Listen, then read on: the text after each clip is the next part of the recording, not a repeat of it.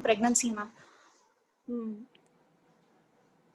A 23 years old Mrs. Ramani from Ayanapuram, a housewife by occupation, educated up to 12th standard, belonging to the socio-economic class of 3, is a primary gravida of gestational age 36 weeks. She was booked and immunized at Ayanapuram PHC with LMP on 13/3/2020 and EDD on 21/10/2020. Chief complaints: she is a known case of rheumatic heart disease, referred from the PHC to KMCH of gestational age 36 weeks with a chief complaint of breathlessness for the past 1 week. History of presenting illness: history of breathlessness for the past 1 week, which is gradual in onset, progressive in nature, and grade 3, increased with day-to-day activity, relieved on rest, and there is no postural and diurnal variation. Okay, so what do you mean by grade 3 breathlessness? Ma'am, grade 3 breathlessness, the patient is markedly compromised. The patient with cardiac disease with marked limitation of physical activity, and she will experience discomfort with even less than ordinary physical activity. Okay, so we are saying about class 3 of NYHA classification. Yes, Correct? ma'am. Not wrong, that Yes. is what you are. Chalo, Yes. okay. Yeah, proceed. No history of chest pain, no history of palpitations, no history of orthopnea.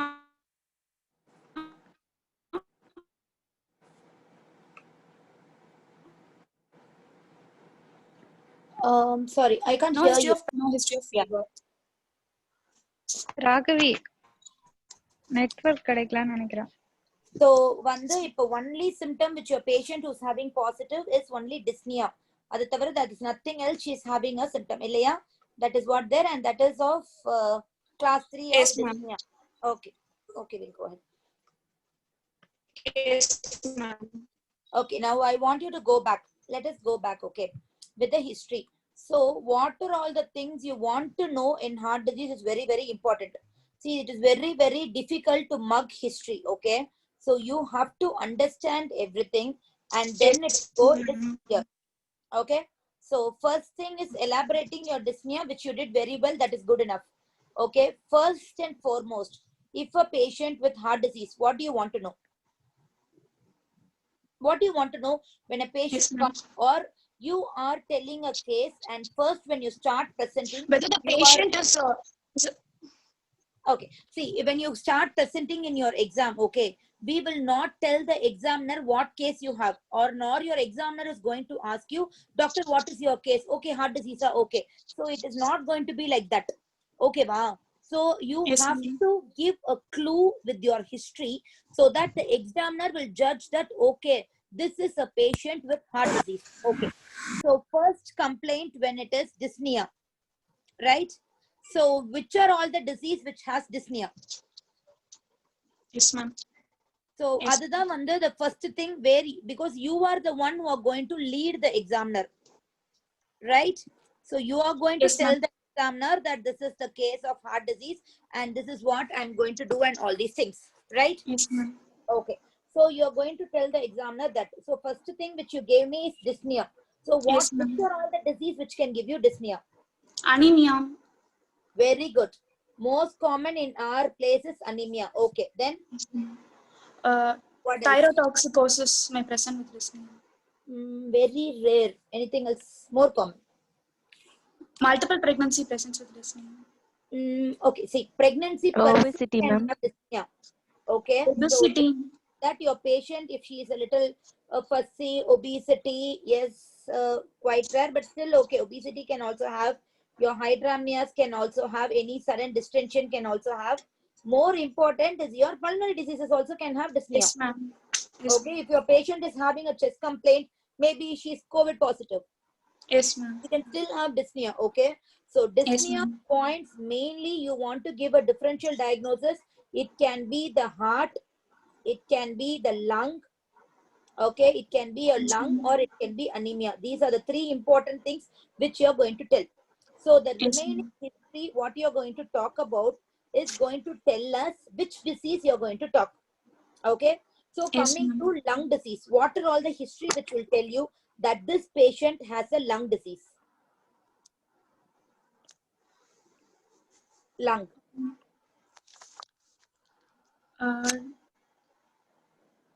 dyspnea which is not relieved on rest, ma'am.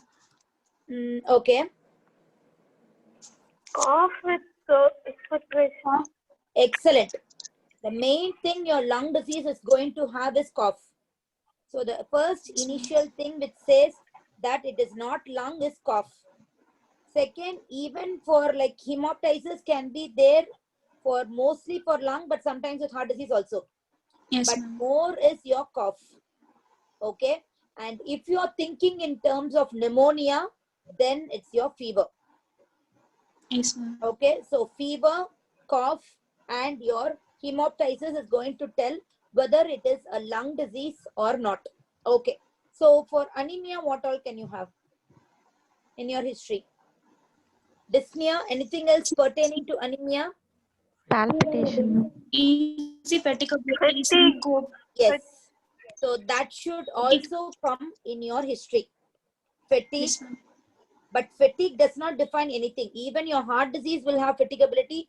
Your lung, anything, any patient who has a disease will have easy fatigability, but still should come in your history. Okay. Yes, And the ma'am. second one, Yes, anemia ma'am. causing dyspnea. What do you think? Usually does anemia cause dyspnea? Cardiac failure. Cardiac failure. Excellent. So she's having an anemia resulting in a cardiac failure, and that is why she's having dyspnea or difficulty to breathe. So what does a patient with anemia have along with the dyspnea? Swelling of legs, pedal edema, because she is having failure. Okay. So when you ask each history, Yes, ma'am. you should know why you are asking these things. So first, you are going to give an idea to the examiner which disease you are pointing to. So now you have told there is no cough. I'm not thinking in terms of lung disease. And now that is no swelling, I'm really not thinking in terms of anemia. Because like in exam, you're not going to tell it's not a heart disease. So that is one. Well, first, Yes, you will ma'am. tell which disease you're going to. Second, histories will surely tell about severity. That is Yes, what ma'am. I really want to know next. Whether is it a severe, how severe my patient is. Okay. So what are all the Yes, symptoms? You ma'am. will tell it for severity of this disease. One is Progressive your dyspnea, dyspnea, ma'am. your class. Progression of If dyspnea. your NYHA, you have already told your NYHA 3. Yes, So ma'am. which means the patient is already having a severe disease. Yes, ma'am. Okay. Second one is your signs of cardiac failure. Okay. Congestive cardiac failure. So congestive cardiac failure can be right heart failure, left heart failure, right? So symptoms Yes, for right heart failure will be persistent elevated JVP, ma'am. patient will come and tell you that I have Edema, ma'am. elevated Pedal JVP. edema. History. Pedal edema, ma'am. Pedal edema. Excellent. Pedal edema. Okay, that will be the only symptom your patient is coming and telling you. JVP is an examination finding. Your hepatomegaly or examination finding. We are still in history. Yes, Okay. ma'am. So when history comes, right heart failure, pedal edema. Left heart failure symptoms, Okay, ma'am. dyspnea. Dyspnea. What else? Symptoms. Dyspnea. Then Orthopnea, Pulmonary. orthopnea, Yeah. TND, paroxysmal nocturnal dyspnea. syncope, Nocturnal syncope, dyspnea. Syncope, yeah. Syncope can come. Syncope. Diseases also. Syncope is specifically not for left heart failure. Mostly it is dyspnea, orthopnea, or paroxysmal nocturnal dyspnea. All these things point towards left heart failure. So the other history, first one you want to point to which disease you're going to tell. The second you're going to tell us what is the class, and then you're going to tell me whether she's in failure or not. Okay. So for now, we don't think Yes, this patient is ma'am. in failure. Okay. Then third thing, you have to Yes, tell me ma'am. what are the other features which is there which can lead to heart failure. Okay. It means you're next going to tell me the risk factors which can cause heart failure in this patient. Okay. So what all the things can cause heart failure in a patient, in a cardiac patient, not for any patient. In a cardiac patient, Infections. risk factors. Excellent. So the histories next you're going to tell about infections. So what are all the infections you want me to know? Respiratory infections, Yes. urinary tract infection. Anytime, even your URI, LRI, URI usually doesn't relate. Your LRA definitely will cause Respiratory tract infections, urinary tract yes, infections, even yes, dental, urinary infections. Yes, dental mostly not dental failure, caries. but dental can lead to infective endocarditis. So dental may not lead to failure, but dental infection can lead to infective endocarditis. So that is the reason you want to know dental. But more important is urinary Yes, infections ma'am. and respiratory infections. So that should come to a history stating that your patient doesn't have any burning maturation nor or any feature suggestive of infections. That at least it should come back to the history first. Okay, all the negative history has to come. Second one is fever. Fever per se can cause failure. Fever can cause tachycardia, and this tachycardia can cause failure. Okay, so and fever is another sign for infection which will again cause failure. So history of fever in that way is important. What else can cause failure in a patient? One is infection, two is anemia. Anemia in Preeclampsia, a heart ma'am. disease patient will definitely cause failure. Okay, because anemia itself can cause failure, right? So when Yes, it comes ma'am. to a heart disease patient, definitely it will cause failure. What else?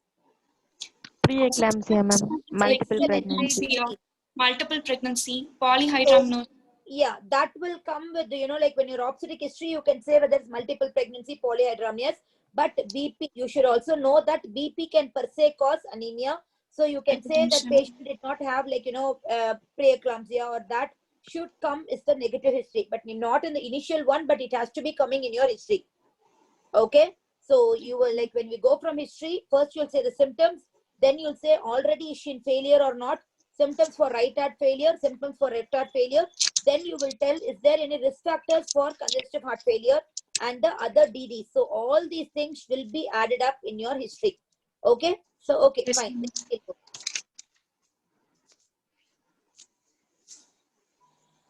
Present obstetric history. No history of preconceptional counseling was taken. Conception occurred spontaneously 5 months after Hello, marriage. Raghavi.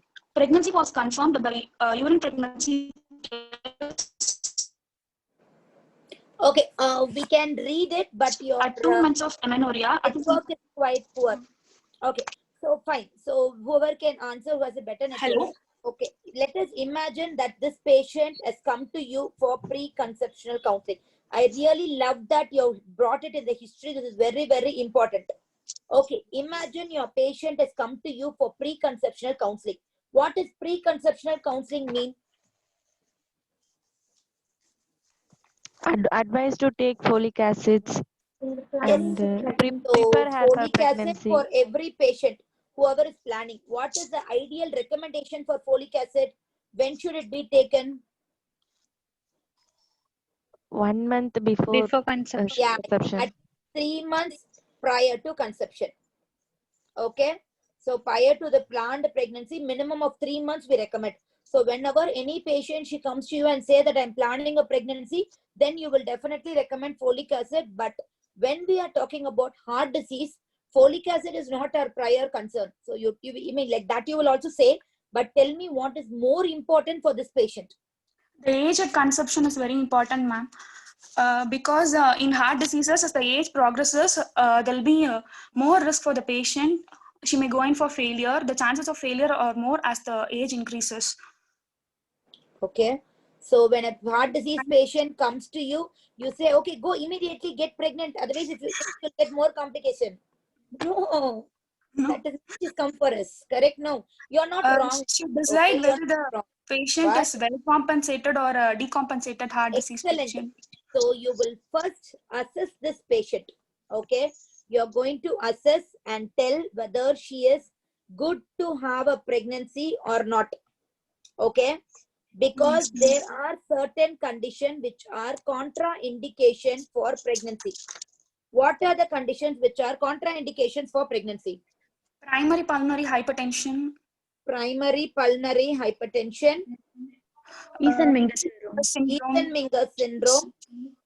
Marfan syndrome with aortic enlargement. Yes, Marfan's with aortic root enlargement. and And, any cardiomyopathies, and yes, which has a residual lesion. So yes, if, ma'am. for the time being, even if you don't know about cardiomyopathy, that's okay. So, but at least you should know these are contraindications. So the first thing when a patient comes to you, what you want to know is whether she's having any risk factor where pregnancy per se is a contraindication. So if that patient has those diseases, then you tell her, please don't conceive, otherwise you will die. That is what is meaning. So contraindications of pregnancy are these conditions, and if these patients get pregnant, then there is going to be a maternal mortality for this patient. Okay, so that is Yes, ma'am. first thing you want to assess the risk. Second thing is you want to review the drugs which she is taking. So first you have assessed her risk, and then you've asked for the drugs which she is taking. Why should you ask what are all the tablets she's taking? Why is it important? Teratogenicity. Excellent. So more for pregnancy, we are worried about teratogenicity. So what are all the drugs which are absolutely contraindicated, which a patient with cardiac disease may take? AC inhibitors. ACE inhibitors. Very good. Then, Warfarin. sorry, Warfarin. warfarin. Okay. Phenytoin maybe like, it is, when it comes to epilepsy or neurological disease, we'll discuss it further. But phenytoin per se is not a contraindication because somebody's messaged me. In case if you have a patient who has a very well controlled pregnancy, seizures, digoxin per se is not a contraindication, and usually don't stop digoxin because digoxin is given for a patient who has cardiac failure. And there is no good drug to treat like it, so you're not going to stop that. Most important is your AC inhibitors, I agree. One other thing is angiotensin receptor blocker, so ARBs as well as your warfarin, sometimes beta blockers, but most of the time we don't stop the beta blockers. So these are the drugs which are teratogenic, so we stop these teratogenic drugs. Third, you see if there are any correctable lesions in the heart. For example, a patient is having a mitral stenosis and which is severe or your critical value. So you will Yes, ma'am. advise surgery prior to pregnancy, right? Yes, ma'am. So first you will assess the risk. You will see whether this patient is fit to conceive or not. If she is fit to conceive, you're going to say, go ahead and get a pregnancy.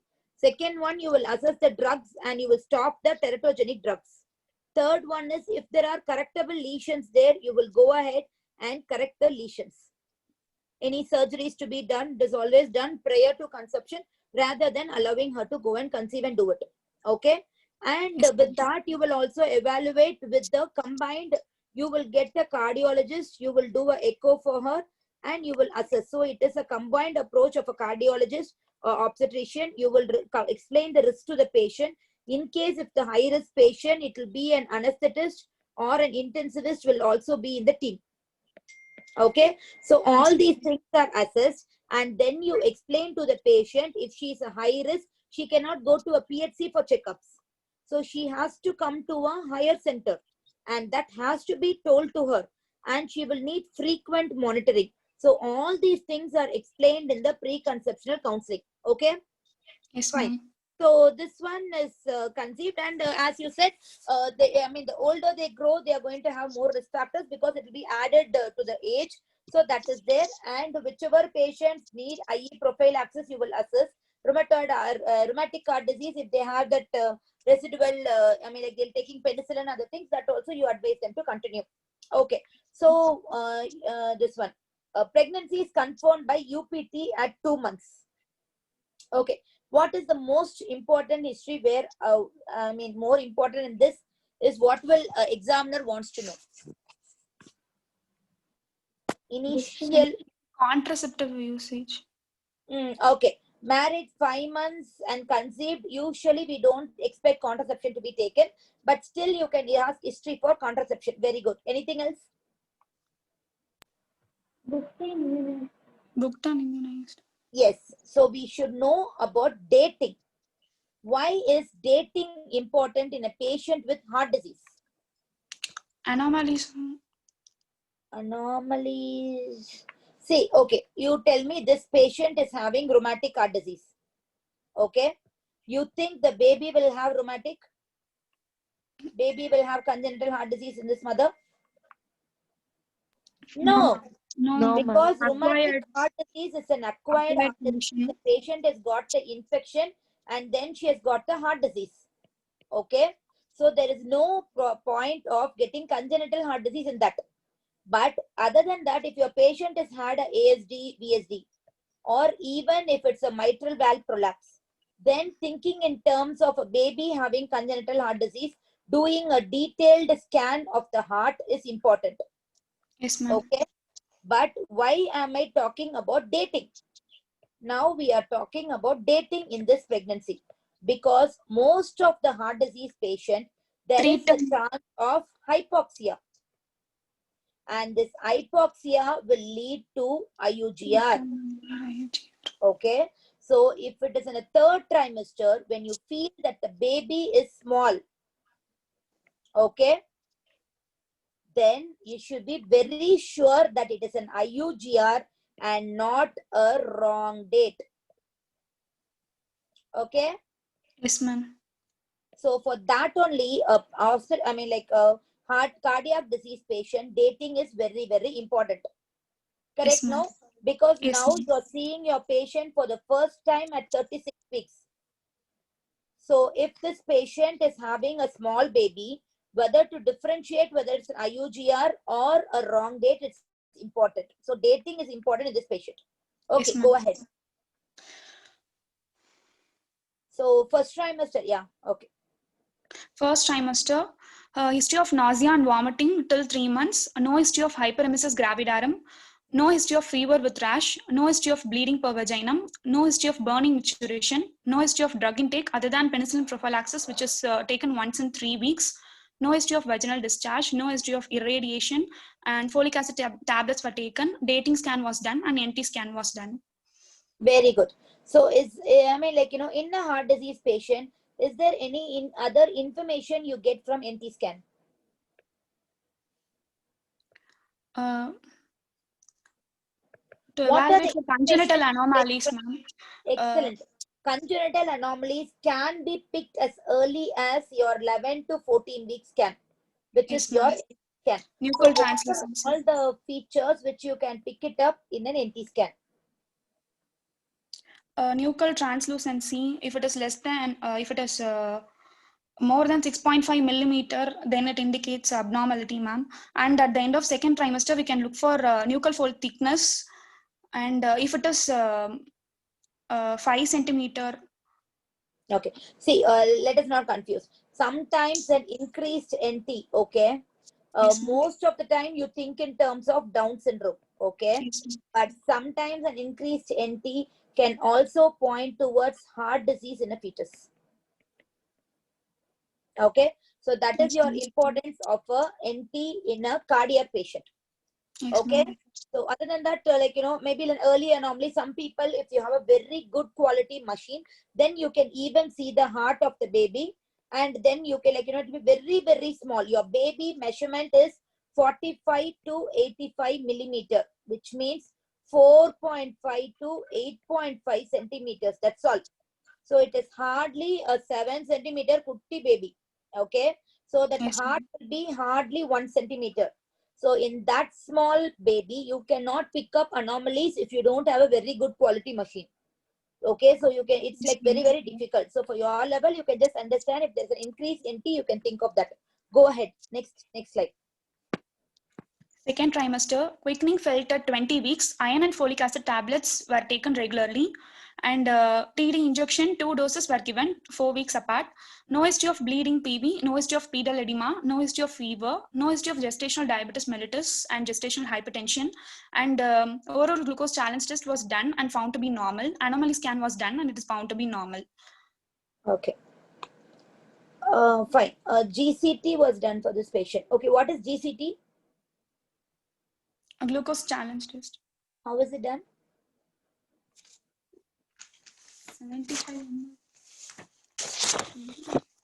75 gram of glucose in 200 ml of normal saline. glucose, you mix it with normal saline, definitely your patient is going to puke. Water. Water, ma'am. Yes, it's just plain water, because actually anyone has tasted normal saline? No. No, ma'am. No, ma'am. Try No, it. ma'am.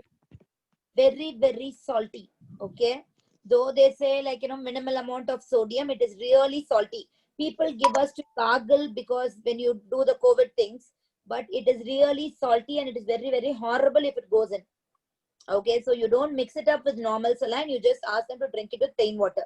Okay, see, some people say that it is OGCT. Okay, but usually it is better to be quoting it as DIPSI test, because it is ideally a OGTT test.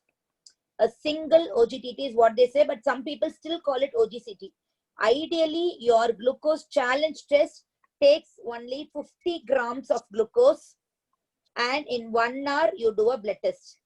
Okay, this is your OGCT, and your DIPSI test is only 75 grams of glucose, and you do it in 2 hours. But however your internal examiner teaches, you can just go by that, because she is going to sit with you in the exam. Okay, so fine. Now anomaly scan is normal. As we already told you, if it is a congenital heart disease, then your anomaly is very important to know whether you have you have to screen for heart disease or not. Otherwise, what other than anomaly scan can be done for this patient in the second trimester? Second trimester, which is around 12 to 28 weeks, right? 20 weeks. Okay, so you tell Yes, me ma'am. what Fetal are echo. the excellent. So this is what I expected. Fetal echo. Okay, what does that mean? What time can they do this? At what period of gestation you can do a fetal echo? Any 20 idea to what is 23 fetal echo? weeks. It's nothing but an ultrasound. Okay, so whenever you say about fetal echo, don't think anything which is more magical. It is nothing but an ultrasound. Okay, where you just concentrate more and you do it. 20 weeks is a little early for a fetal echo. Usually we do it, sometimes it can be done at 20 weeks. It's not that it can't be done. Ideally it is done between 22 and 24 weeks. Okay, so a fetal echo is done at that time. So you just do it around 22 to 24 weeks. Okay, chalo, we'll go to the next thing. So whenever a patient is having a congenital heart disease, then definitely you will do a fetal anomaly scan and echo. Okay. Third trimester, she was able to perceive fetal movements, adequate weight gain attained for gestational age, no history of fever, no history of pedal edema, and no history of bleeding PV, and no history of gestational diabetes mellitus, no history of pregnancy-induced hypertension. Growth scan was done and was found to be normal. Very good. I love this both histories, because these two, in history wise, it rules out IUGR. Okay, because the growth scans were told to be Yes, normal. ma'am. It is better that you say that it was told to be normal rather than saying that it is found to be normal, unless and until you have the Yes, ma'am. reports. Okay, and that too you Yes, cannot ma'am. tell it in the, you can, if you have the reports and you've seen it, then you can just say it is all found to be normal, because most of the time your patient will be given to you without reports. Yes, ma'am. So the patient will tell you that everything has been told to be normal. Okay, so be Yes, clear ma'am. with your words. So third trimester, fine. Okay, fine, go ahead. Past medical history. History of rheumatic heart disease with mild MS, which was diagnosed at the age of 14 years. And she's taking penicillin prophylaxis regularly. And she was admitted for previous hospitalization for the same reason. And no history of diabetes mellitus, hypertension, asthma, epilepsy, thyrotoxicosis, recurrent respiratory infections, and congestive cardiac failure. No history of previous surgeries, no history of blood transfusion, and no history of any drug allergy. Okay, what is the definition for mild MS? The patient has isolated MS, ma'am, and the patient is asymptomatic. Okay. Usually you define in terms of the diameter of the mitral valve, right? So it's Yes, a ma'am. medicine question. So how do you define Yes, mild, ma'am. moderate, and severe? Greater than 1.5 To centimeters square. 1.5. Okay. Greater than 1.5 is? 1.5 is Severe. Mild. Yes. So, ma'am, severe is less than or One equal to less 1.5, than. and very severe is less than or equal to 1 centimeter square. Okay. Okay, fine. Check it and come and tell me for sure. Okay, let us go to the next history.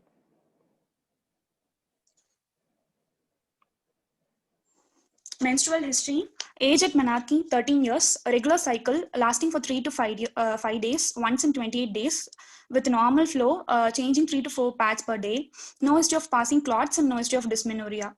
Okay, why is passing clots important? Congestive cardiac failure. Don't think too much. Indicates heavy bleeding. Heavy flow. So it can cause anemia. Anemia. Okay, you can this is indirectly says that the patient is not very anemic. Yes, ma'am. Okay, so that you have to see. Okay, go ahead.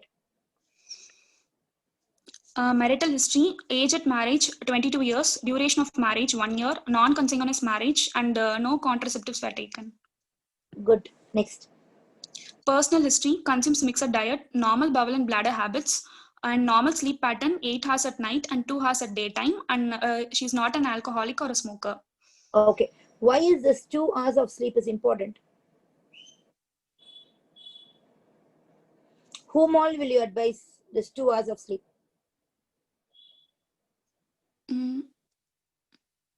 High Mostly risk to all judgment. women with pregnancy. All women, you say go and sleep in the afternoon.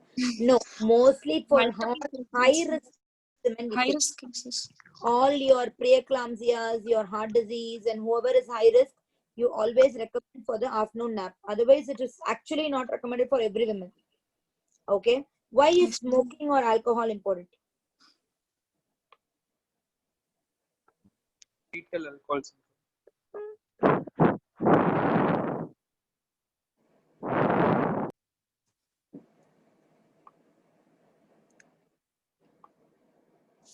Okay, very good. Smoking leads to IGR. I really like the answer.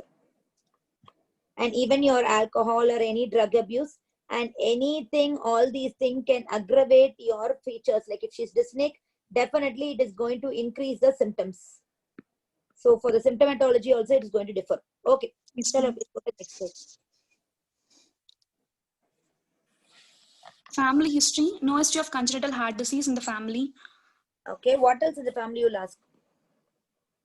Never forget, okay, your diabetes, hypertension is always important. Yes, Okay, ma'am. maybe your patient does not give any symptoms for preeclampsia, but she can still have a BP of say around 150, 100 when you go and examine. So then Yes, you ma'am. can go back and say, okay, did you have a family history of hypertension or not, or anything else? Okay, so that has to be told. Diabetic hypertension for every case is important. Family history. Yes, Okay, ma'am. yeah, go ahead. General examination. The patient was conscious, oriented, moderately built, and nourished. Mild pallor present. No ictus, no cyanosis, no clubbing, no pedal edema, and JVP is not raised. And there are no markers of rheumatic activity, infective endocarditis, and congenital heart diseases. Okay, how did you see JVP?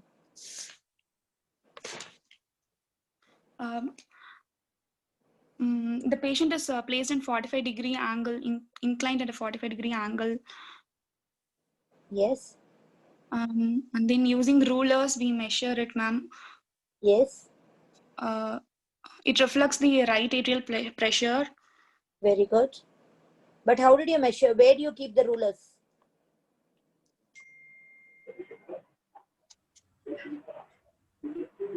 One at the sternal angle and the other at the area of pulsation.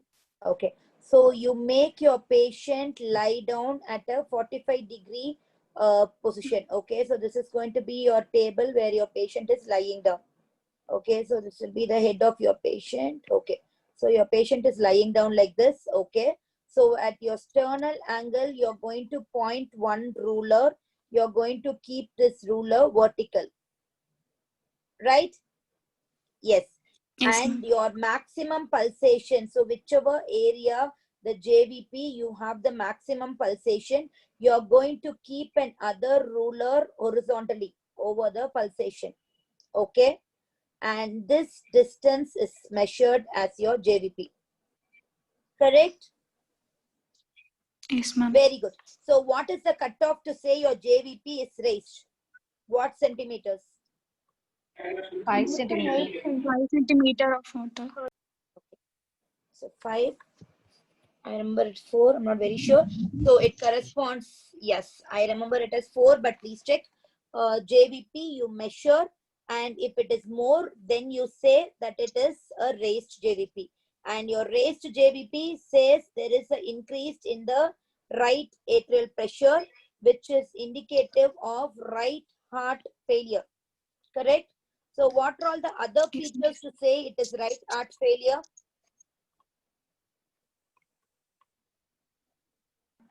Some also, one is pedal edema.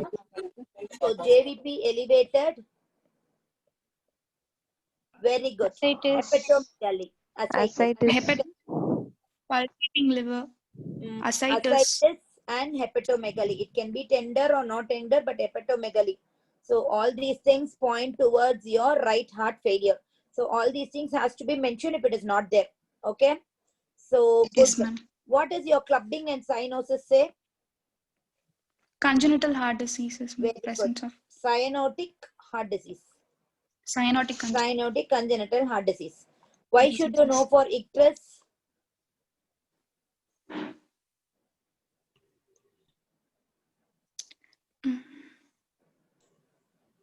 Right heart Failures usually don't cause icterus. Okay, anyway, like you just see it as an examination fine. Okay, so Fowler, we have told you the degree of anemia is very, very important because that will tell you whether your patient is going in for failure or not. Okay, so fine. When you mention these kind of words, okay, there is a possibility of your examiners asking what are all the markers to say rheumatic activity, what are all the markers for infective endocarditis. So what do you want to tell me about that? For infective endocarditis, we'll look for oscillus nodes, Janway lesions. Very good. For rheumatic activity? Like Sydenham chorea, major criteria, minor criteria, all those things will be looking. Okay. So that you should know for diagnosing your rheumatic heart disease, your major and minor. For example, your patient does not already have a rheumatic, diagnosis, and you are the one to come and diagnose. If it is in that kind of a patient, then you should know that. Okay. Yes, fine. ma'am. So let us go to the next slide. Anthropometry, height 155 centimeter, pre-pregnancy weight is 50 kg, and the pre-pregnancy BMI measured is around 24.97. The present weight is 58 kg. The weight during pregnancy. So always remember your BMI is measured from the pre-pregnancy weight. And very, very good. You mentioned about weight gain in pregnancy. Why this is important? IUGR is common in this case. One is if the weight gain is less, then you can suspect IUGR, which is nutritional. Okay, what else? Imagine your patient has gained 40 kgs. She's 50 and now she's turned 90. Congestive features. The patient is going in for failure. No, it is increased weight gain that will lead to failure. It is not that water has come to 40 kgs. Okay, ma'am. He has gained excessive weight. Why is obesity causing heart failure? This patient, excessive weight gain in pregnancy. Why does it cause heart failure? Increased demand, increased workload to the heart. Increased workload to the heart. Very good. So you have to know that a patient gains too much of weight, they can go in for failure. Okay, go to next slide. Okay. Vitals, the patient is afebrile with a blood pressure of 120/80 mm of mercury, which is taken at upper right arm in relaxed sitting position. And this is very, very important. You have to mention in which position are you taking the BP and in which hand. Why is this important in the heart disease patient? More for any patient, heart disease patient, it has to mention. Why?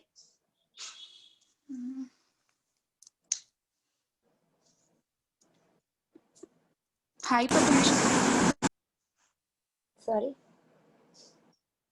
Postural hypertension.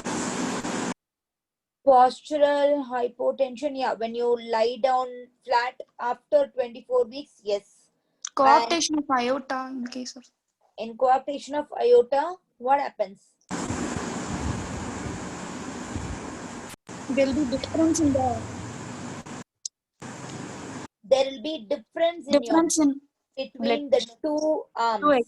Arms. Yes. So ideally, if it is a patient like that, then you have to measure BP in both the arms, Yes, and then you have to mention that those are same or different. Okay. So respiratory rate is okay. Come about pulse rate. Pulse rate 92 beats per minute, a regular rhythm, normal character, normal in volume, all peripheral pulses felt equally on both sides, no radio-radial delay and no radio-femoral delay, and there is no pulse deficit. What are all the peripheral pulses you saw for this patient? Carotid pulse, ma'am. Okay. Temporal, ma'am. Temporal artery. Temporal pulse தான் சொல்வியா நீ? Pulse first எங்க பாப்பா? Radial pulse. அதெல்லாம் சொல்லிட்டு அப்புறம் அங்கெல்லாம் போலாம். Radial pulses வேற? Radial, temporal. வெட்லனி. சரி பரவாயில்ல. அப்புறம் femoral, popliteal, tibial. Sorry. Femoral. Dorsalis pedis, your brachial, popliteal, and if you want temporal is okay. So main along with that, where will you see character? Carotid. Character only in your carotids. Okay, so at least these things you should know, because you should not forget medicine when you say that it is OBG. In your heart disease patient, every word is important. All the peripheral pulses are seen. Why is this important? Radio-radial or radio-femoral delays? Which condition does it cause? Coarctation of aorta. Coarctation of aorta, it will be there. So all those things. And how are you supposed to see the pulse? If you see, most commonly we see the pulse in the radial, and it should be both the sides simultaneously. Yes, ma'am. So you'll hold the patient, your two arms on either hands of the patient, and then you measure, you see the pulse. That is how you see for especially a heart disease patient. அப்பதான் radio-radial delay எல்லாம் கண்டுபிடிக்க முடியும். கரெக்டா? ரெண்டு பக்கம் ஒண்ணா பார்த்தா தானே delay தெரியும். Yes, ma'am. Okay. So 92. What is your comment about the pulse rate being 92? Normal, abnormal?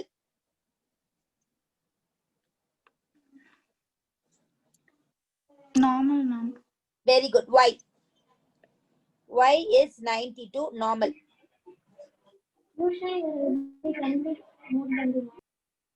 There'll be.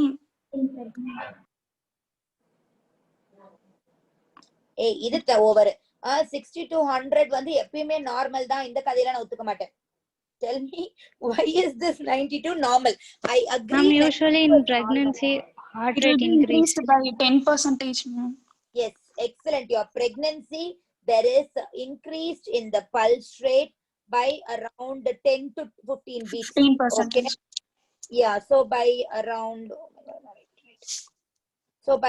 10 to 15 beats, the pulse rate increases. So adnala, if you take your pulse rate of 70 to 80 normal, so maybe adding a little 10 or 15 beats for pregnancy, it's still normal. Okay, va? So 10 to 15 beats increase is normal. If your same patient, if she's having a pulse of 110 beats per minute, is it normal? She's going in for decompensation, and yes, she is going in for tachycardia. And if you don't treat her properly, she can go in for heart failure. So if you mention about pulse, you should know what is the normalcy. Okay. So let us come a little bit about physiological changes. So what are all the physiological changes in pregnancy? The cardiac output will be increased from around 4.5 liter per minute to 6 to 6.5 liter per minute, ma'am. Okay. So fine. So first, what is cardiac output? Stroke volume into heart rate. Very good. So initially there will be an increase in the heart rate. Okay. Yes, ma'am. And then there will be an increase in the stroke volume. So your heart rate maximum will be you're reaching by around 20 weeks. Okay. And Yes, after that, it continues to be high, the same level till delivery.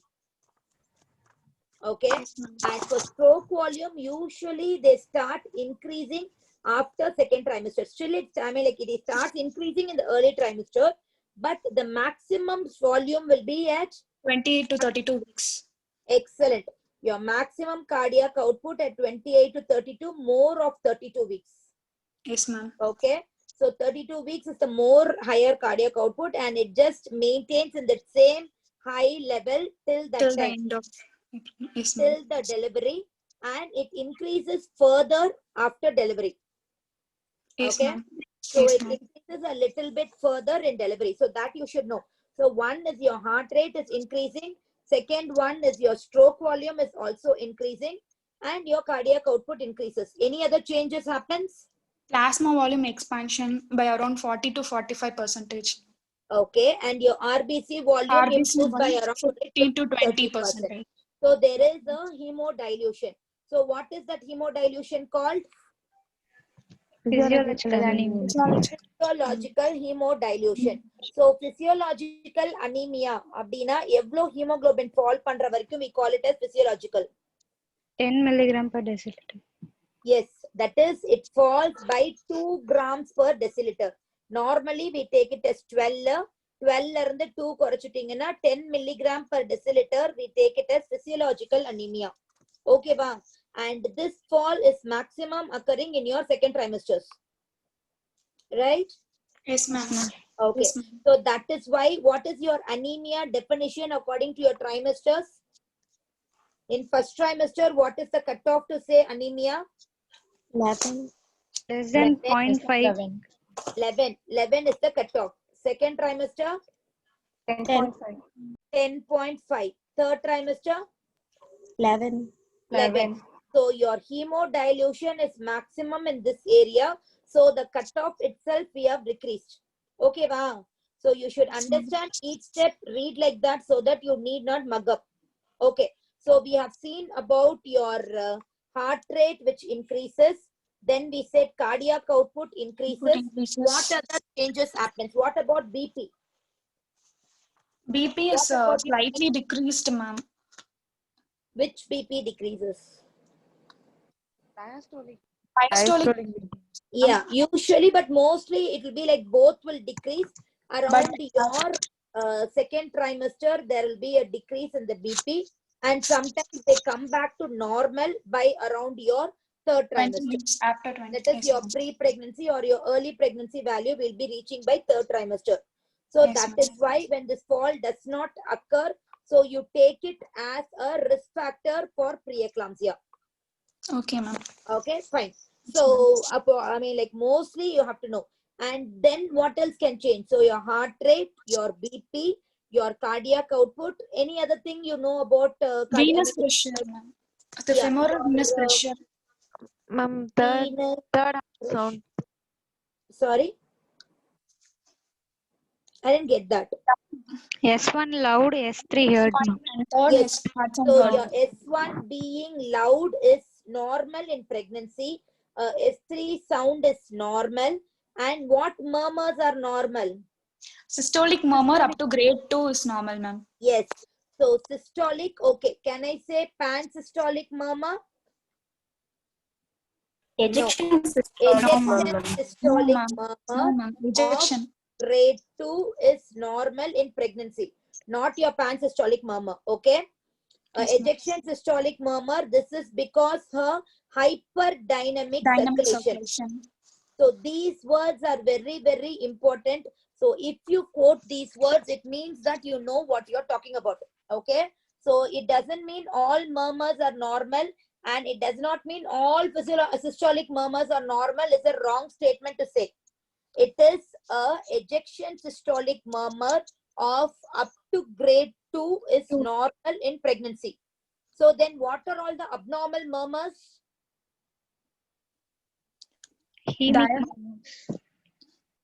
So Diastolic murmur. any diastolic murmur is abnormal, and any murmur of grade 3, whether systolic or if you have a continuous murmurs, those are all suggestive of heart disease. They are not physiological changes of pregnancy. Okay.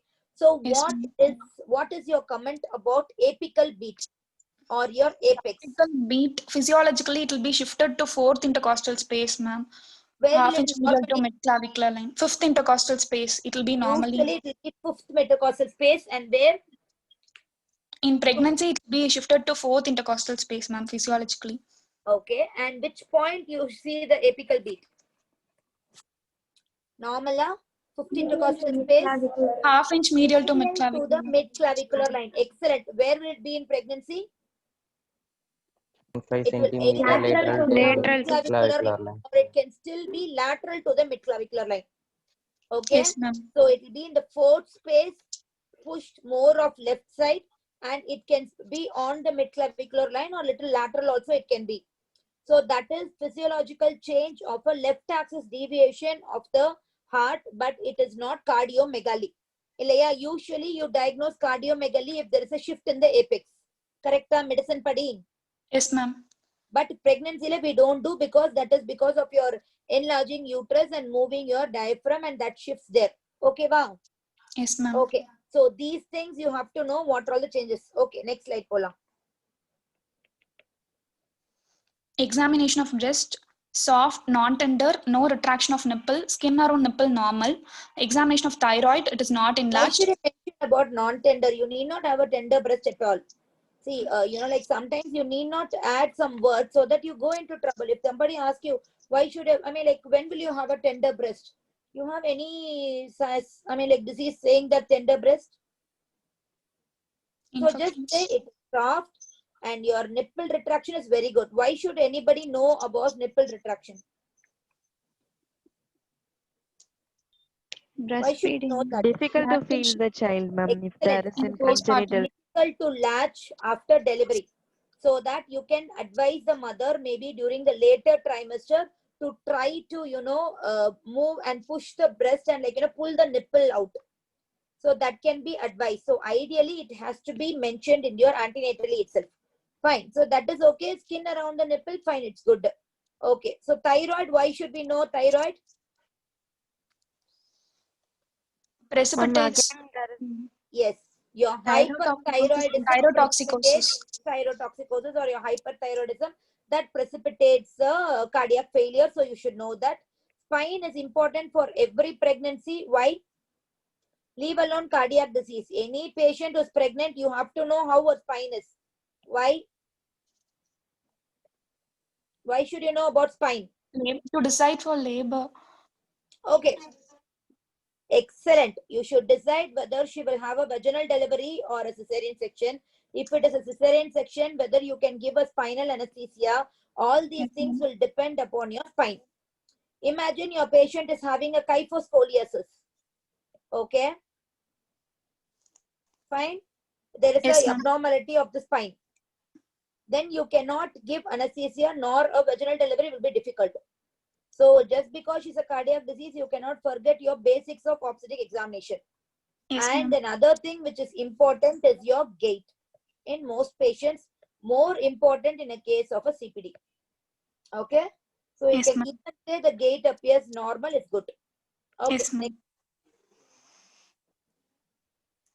Cardiovascular system examination. Inspection. Trachea appears to be in midline. Chest wall is symmetrical. Apical impulse is not seen. No scars, no sinuses or dilated veins, and no precordial bulge. Okay. Trachea cardiac சேர்த்துறோமா? சரி, okay. Anyway, like cardiac, like shift in the mediastinal axis, it's been pulled, pushed and சொல்லுவீங்க. சரி, okay, பரவாயில்லை. It's okay. Continue. Palpation, it is confirmed to be in midline. Okay. Apical impulse is felt at left fourth intercostal space and there's a half-inch medial to midclavicular line. No palpable thrill is நீங்களா present. இருக்கும் mostly இருக்காது இந்த மிட்கிளாவிட்டல் line தான் இருக்கும். Yes, ma'am. No parasternal. Okay. Auscultatory findings. Mitral area, loud S1, S2 is normal. Low-pitched, rough, rumbling, mid-diastolic murmur is heard with bell of the stethoscope in left lateral position. Aortic area, S1, S2 heard, normal, no murmur present. And pulmonary area, S1, S2 heard, normal, and it is no murmur present. Tricuspid area is also normal. Okay. If I say a patient is having a loud S2, is it a normal physiological finding? No, ma'am. No. Loud S2 suggests Diastolic shock. Mitral stem. Pulmonary hypertension. excellent. More which favors your pulmonary hypertension. And we are more worried for that. Okay, ba? So when you mention loud S1, fine, it's okay because loud S1 is a normal finding. But please don't mention loud S2 and say that it is normal. Okay, ba? And if you don't know what an S3 is, don't go and say that pregnancy na S3 கேட்கணும் அதனால கண்டிப்பா எனக்கும் கேட்டுச்சு அப்படிலாம் just don't go and say and argue. Okay, ba? Yes, So if ma'am. you know something, just leave it. Fine. So we already told you any diastolic murmur is abnormal. So this patient, Yes, either you have heart disease and okay. இவ்வளவுதான் வேற ஏதாவது பண்ணிருக்கியா auscultation? No, ma'am. அடுத்து வா. Okay, respiratory system னு தனியா போயிட்டு. Okay. So why should you know about respiratory system? Examination. Ma'am, in case of congestion, it will basal crepitations and all will be heard, ma'am. Basal crepitation suggests what? Pulmonary Pulmonary edema. edema. Pulmonary edema. And what does pulmonary edema mean? Very good. Failure. What failure? Left heart failure, ma'am. Left heart failure. Heart failure. So you should know what are all the things which say right heart failure, what are all the things to say left heart failure. Okay, ba? So Yes, when ma'am. coming from history and examination, left heart failure ko, right heart failure ko, you should know the difference. Okay, from history, what all you'll have for left heart failure? Dyspnea. Dyspnea. Dyspnea, orthopnea, Orthopnea. paroxysmal Paroxysmal. nocturnal dyspnea. Okay, all these things are suggestive of your left heart failure. Right heart failure, what all you'll get? Pedal edema. Pedal edema. அது மட்டும் தான் உங்களுக்கு history ல Hepatomegaly. Yeah, and findings வரும்போது here you will have hepatomegaly. அதுக்கப்புறம் வந்து இது ascites, Raised JVP. ascites. increased JVP, and இது ascites will be there. And here you will have basal Krebs. Yes, ma'am. Okay, Yes, ma'am. so this you should know. And if you have both the features, then you say you have congestive failure. Okay, Yes, ma'am. so next Respiratory system normal was abdominal examination. After getting consent from the patient, the procedures were explained and the patient was asked to void urine before examination. Abdomen was abdomenக்கு மட்டும் தான் இருப்பியா? ma'am, இல்ல. breast எல்லாம் பாக்குறதுக்கு முன்னாடி consent கேட்காம abdomenக்கு மட்டும் consent ன்னு எழுதிருக்க. Okay, சரி பரவாயில்ல. சரி, I like that a patient voided is very, very important. Why should you ask the patient to void? Uterine size. Uterine size Bundle can height and- appear bigger if the bladder is there. So Yes. அதனால you always examine a patient after voiding. So that is good. So abdomen is exposed from Exposed from repeat to symphysis, pubic external. symphysis. I really like that. Okay. Dorsal position with Dorsal semi-flexed. position and semi-flexed thighs. Okay. Good. Inspection. Abdomen is longitudinally enlarged, stria gravidarum present, linea nigra is present. Umbilicus elevated from the plane and then midline. No visible pulsation seen, no scar, and no engorged veins. Okay. Palpation. The patient is asked to semiflex at hip and knee joint. After correcting the dextrorotation, the fundal height measured. It corresponds to 36 weeks of gestation. Symphysial fundal height is around 36 centimeter and abdominal girth is 90 centimeter. Okay. Fundal grips. Soft, broad, non-independently ballotable, and it is probably breech. Umbilical grip, smooth, curved, hard, and uniform resistance on left side. People don't like the word breech being used in the fundal grip. Many Okay. people like to use it buttock. Yes, Okay. ma'am. It is Yes, ma'am. always breech means presentation. Okay. Yes, ma'am. Though you say it in the fundal grip and you say that it is above, but breech always means breech presentation. Okay. So you Yes, ma'am. say it as buttock rather than a breech. Okay. Yes, Next. umbilical grip with it is smooth, curved, hard, uniform resistance on left side, which indicates back of fetus. Other side it is irregular, small nodules felt, which indicates limb buds. Okay. Hard varadala. Smooth and uniform chonna podu. Hard is always for head. Yes, ma'am. Okay. First pelvic grip, hard, round, mobile, and independently ballotable. It indicates head of the fetus. Second pelvic grip, findings of first pelvic grip confirmed, and the head is not engaged. Auscultation, Okay. the fetal heart heard on left side below umbilicus on the left spino-umbilical line with the fetal heart rate of 140 beats per minute. Per vaginal examination and per rectal examination not done. Okay, fine. So if suppose somebody says, fine, the PV, if you want, I will do. So will you need a PV for this patient? Usually we have to avoid PVs in heart disease patients, ma'am, because of risk of infections. See, that is avoid multiple PVs. Yes. Okay, multiple PVs mean unindicatedly. If you don't need it, just don't go and put a hand inside. That is what it's meaning. Yes, But it ma'am. doesn't mean that you don't do a PV at all. Okay. Yes, ma'am. So if it is indicated, you always do a pervaginal examination. But that depends on your, like, I mean, in this case, it is not indicated. Okay. So Yes, what are all the conditions? If your patient has pain abdomen, so you definitely want to know whether she's already in labor, because there is a high risk for preterm labor in your patient because of hypoxia. yes, If ma'am. the patient is having IUGR and you're planning to plan delivery for her. Okay. So to decide whether you want to give a vaginal delivery or a cesarean section, definitely you will need a PV. Yes, ma'am. Okay. So if any of these features are there, or if your patient is having a subsequent abruption or a labor Placenta or previa. whatever it is, then you definitely do a PV. If it is only abruption, placenta previa, we don't do PVs. Okay. ma'am. So fine. Next, what are you going to do for this patient? Summary. Yes. Mrs. Ramani, 23 years old, belonging to socioeconomic class 3, primary gravida, was booked and immunized with EDD of 21-10-2020 with 36 weeks of gestation, was referred from PHC hospital for heart disease complicating pregnancy with symptoms of dyspnea of grade 3.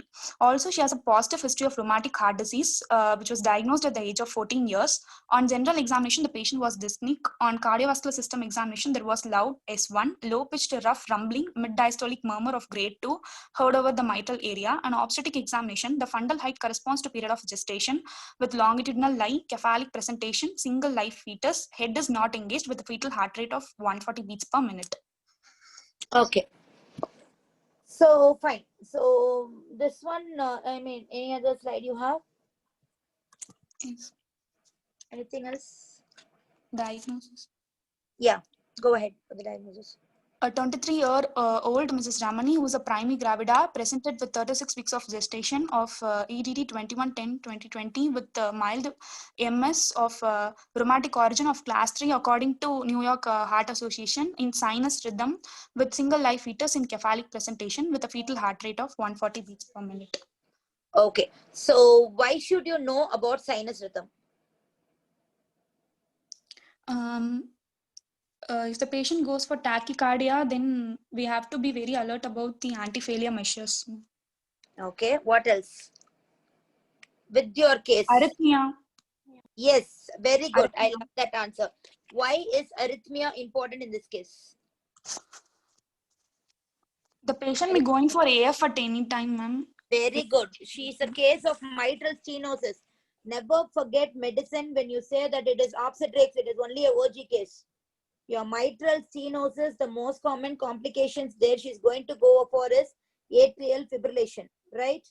Yes, ma'am. So for that, you should know whether she is having already an arrhythmia or not. So that Yes, is very, very important. Okay, so your sinus rhythm, especially for this patient, makes sense. And also you can mention about she's on penicillin prophylaxis Yes, because ma'am. she's been already taking. Yes, So ma'am. that should also come here because she is taking it. Yes, ma'am. Okay. Yes, Okay. ma'am. So now, fine. What are we going to do for this patient? Okay. Have Any patient, when will you admit? Any patient who's having heart disease, when do you want to admit? it is based on the class, ma'am.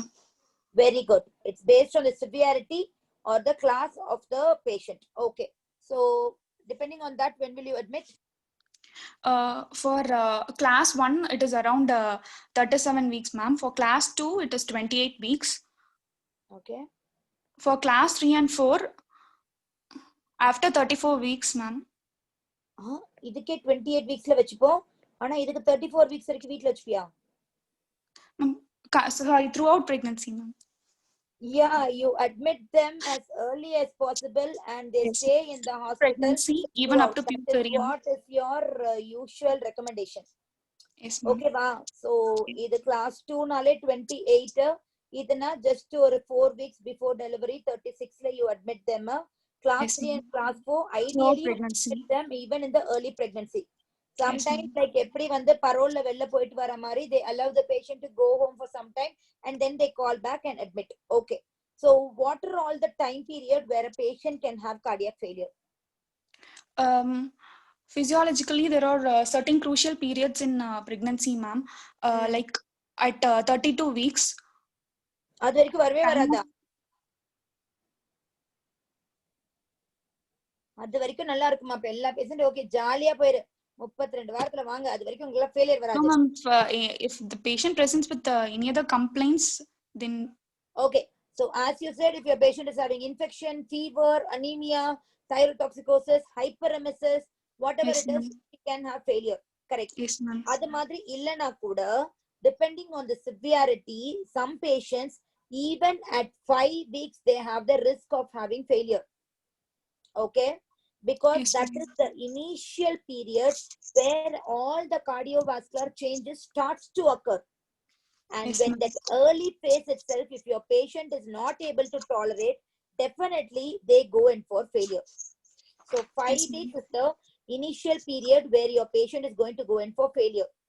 And then second period of risk, some people say it as 5 months. Some people, as you say, they say between 28 to 32 weeks. 32 weeks. So that is the reason you admit your grade 2 patients at 28 weeks. Because there is a risk of failure for them. Okay. If at all you leave them at 28 weeks, you admit them at 32. Because that is the period where the patient has a maximum cardiac output. So that time, definitely the chances of them going in for failure is very high. Okay. Then the third period where they are going to go in for failure is during labor. Okay. So 32, there is a maximum heart rate and it stays the maximum throughout till delivery. And in labor, there is going to be a further increase in the heart rate because labor with the pain and the stress of labor and with bearing down efforts and everything, definitely there is going to be a risk of failure. Okay. Then the next one is going to be immediately after delivery. Immediately after delivery. Okay. So immediately after delivery, what does it happen? Because of extra blood around 650 ml from uterus, it will be entering into circulation. Yes. So it is auto circulation where your uterine blood enters into circulation. One. Second one is your pressure on the IVC is going to get relieved because your uterus has been till 36 weeks. Suddenly your uterus is going to shrunk and going to come back to your 22 week size. Because after delivery, it is going to be in and around your umbilicus. It doesn't come so early. So that time there is a relief in pressure of your IVC. So further venous return from the legs enters the heart. So that is one. Third one is fluid from the extravascular space enters into the intravascular space. So மூணு mechanism இருக்கு. ஒன்னு uterine circulation and there enters into the heart. Second, IVC pressure போனோனே your venous circulation enters into the heart. Third space of your extravascular space your fluid enters into the heart. So the chances is very, very high immediately after labor. Second, adutha period vande, so immediately, or some people say next 5 minutes, because all your auto transfusion and all those things occurs. The adutha risk period is 5 hours, and then the 5 days. 5 days. Okay. So why Yes, ma'am. is 5 days? What is the complication that can occur immediately in 5 days? She's prone for anemia and infections, ma'am. So one is infection. What is the other one? Anemia. And the other one is thromboembolic complications. They are more common in your 5 days of your delivery. Okay. Yes, ma'am. Always remember there is a thromboembolic complications. Okay, ba. So Yes, these ma'am. are the periods where your patient can go in for heart failure. Okay, so you've admitted her. Now she's at 36 weeks, but already in grade 3 or NYHA 3. Okay, so before going into discussion, what is your NYHA classification? So what is NYHA 1, 2, 3, 4? 1. Class Yes. 1. Yes. The patient is uncompromised with a cardiac disease and there is no limitation of physical activity. In class 2, there is the patient is slightly compromised and with slight limitation of physical activity and will have discomfort with ordinary physical activity. And class 3, the patient is markedly compromised and there is marked limitation of physical activity. The patient feels discomfort even with less than ordinary physical activity. And in class 4, she's severely compromised and she feels discomfort even at rest. Okay, so class 1, she's very good. Class 2 is with normal activity, she does not feel. And class 3, even with less than normal activity. And class 4 is the symptoms at rest. And there are two things to define your NYHA. One, you're talking about whether there is a limitation in activity or not. Okay. And second one, what you're talking is your discomfort, or which is nothing but your symptoms. Okay. Yes, so the two things which you say, whether she can do the normal activity or not is one. Second one is when is she having the symptoms? Symptoms at normal activity, less than normal activity, symptomatic at rest. Yes, Okay, ba. So what are all the symptoms or whatever discomfort are you asking for in this patients? Chest pain? Pain, palpitations. Okay. Dyspnea? Dyspnea. As well as your fatigability is not that ischemic attacks and all those things. Yes, You ask these patients and depending on that you classify as NYHAs. Okay. Yes, so fine. So what are all the tests you want to do? You want to do all the tests now? Okay. You have a lab. Especially electrocardiogram and echocardiogram has to be done. Okay. Very good. So fine. So what is the routine? What is the recommendation to diagnose heart disease in pregnancy? How are you supposed to diagnose? Or is it like, when will you pick up a patient with heart disease? What is recommended? When to do? First echo ellarkum, but more important is when a patient comes to the first visit at booking. Auscultation findings. Very good. You auscultate and you pick up if there is any murmur is present or not. Yes, that is more important, okay, than do an echogram for everybody. Yes, so if you are sitting there in a periphery, the first visit, whenever a patient comes for booking, you sit and you auscultate the patient, pick up any murmur or anything is there, and then you refer them for ECG and echo. Yes, ma'am. Okay, that is very, very important. Okay, what is the incident of heart disease? Like for fetus or? For mother. Generally, incidence of heart disease in pregnancy. Usually it is around 1%. Excellent, doctor. Excellent. So what is the most common cause of heart disease? In India, it is rheumatic heart disease. Very good. In India, we still have rheumatic heart disease. Okay. In the Western world? Congenital heart disease. Congenital heart disease. And now because of MI and older people getting pregnancy, there is even an increase in the chance of myocardial infarctions. Very good. So now going to that, why is heart disease incidence increasing? Why is heart disease increasing? Heart disease in pregnancy is on a rise. Why? Comorbidities, patient. No. அப்படி கேட்கல. Cardiovascular changes. முன்ன இருந்ததை விட இப்ப heart disease is rising. We get more patients with heart disease. Why? We have a lot of patients to of diagnose, ma'am. Previously, most of the patients go undiagnosed. They remain Very good. asymptomatic. Now, because of the, like diagnostic equipments and picking up, we pick up more disease. One. What else? Yes, ma'am. We have good, like a treatment. So one, we are diagnosing more. So that is Yes, one ma'am. thing. So more increased diagnosis, that is one. The second thing is we operate more on these congenital heart disease patients, and the survival rate for this congenital heart disease patient is improved. Yes, ma'am. Previously, they die at the age of menarche. They all die by around 14-15 years. Yes, ma'am. When maybe in the olden age, when I was a student. And now they all survive to the pregnancy age. And they all try to get pregnant. So that is one reason. Third one is increasing obesity and older age of trying to conceive. Yes, ma'am. Okay, career-oriented women, they increase their age during pregnancy. So, and they form a risk for myocardial infarctions. And nowadays we get patients who have undergone cardiac transplants coming with pregnancies. Okay, so not only, like congenital, just simple repairs, but even the complicated patients, they become pregnant now. So that is why heart disease is a upcoming thing. We get more patients because now that field is becoming very good, and we have like cardiac transplant survivors are doing very well. So maybe further 10 years, 20 years down the line, we'll have more patients who have had cardiac transplants. Okay. Yes, okay. So what are all the investigations you want to do for her? So let us be a little specific. LFT, RFT, okay, for anyone you do. Mainly we want to do hemoglobin because we want to know whether she's going to be anemic or not. She's prone for infections. So total count, differential count we have to do. Yes, because any infection you have to rule that. ECG, echo, I definitely agree. Urine routine culture, definitely you want to rule Infection. out like infection again, you want to do it. And fetal echo at 36 weeks, no. You cannot do a detailed scan at 36 weeks because it is technically difficult.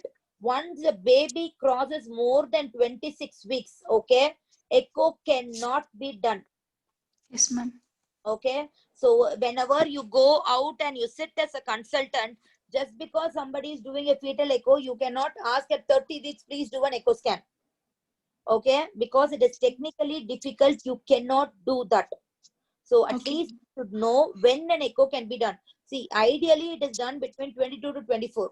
Maximum you can do up to 26, little bit easier. After that, you will not be able to do a fetal echo.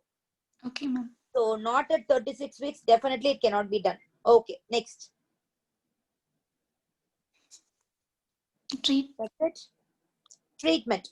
So you're admitting the patient, you want to monitor her, see for maternal and fetal well-being. And usually for cardiac patients, you don't induce them. They go into labor on their own.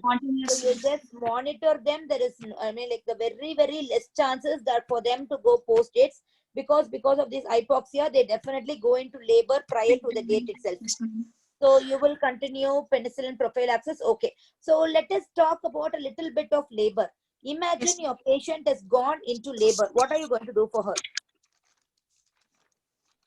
Ma'am, first initially we have to prepare for all the anti-failure measures, ma'am. We should be ready with them. So you get an emergency cart for this patient. Yes. With all the medicines, right? So you will keep an emergency cart which has all these digoxin, Lasix, diuretics, that's what, and all these things you keep it ready. And yes, what else? Usually we will be advising the patients to walk, ma'am, but here the patient should be in complete rest. Okay. How are you asking her to lie down? In propped up position or semi-recommend position. Okay. So you give a semi-recommend position with a left lateral tilt. Always think of the baby also. So she will be propped up as well as she'll be tilted to a left side. Okay. Yes, and then she'll be in rest. What else will you give that patient? How all you're going to monitor? So you are going to check for her pulse, BP, what else? 30 minutes. Respiratory rate. What else are you going to see? Something which you are not usually doing in history, but while doing a cardiac patient delivery, we really want that. How will you know whether she's in hypoxia or not? Total saturation, ma'am. Very good. So you're going to see her SpO2 also. Yes, Saturation, ma'am. you're going to monitor pulse oximeter and you're going to monitor her saturation. So you'll see pulse, BP, respiration, saturation. Yes, ma'am. Okay. And then you're going to have a lifeline. What does it mean? Ma'am, Lifeline. should be ready with a wide bore needle. Yes. So should have wide bore IV cannula. Very good. Yes, So you're ma'am. going to have a Venflon for her. What should be the caliber for your Venflon? Wide bore. What color Venflon? Pink, blue, greens. Anything else? Blue. Blue யார் கையில பார்த்திருக்கீங்க இது வரைக்கும்?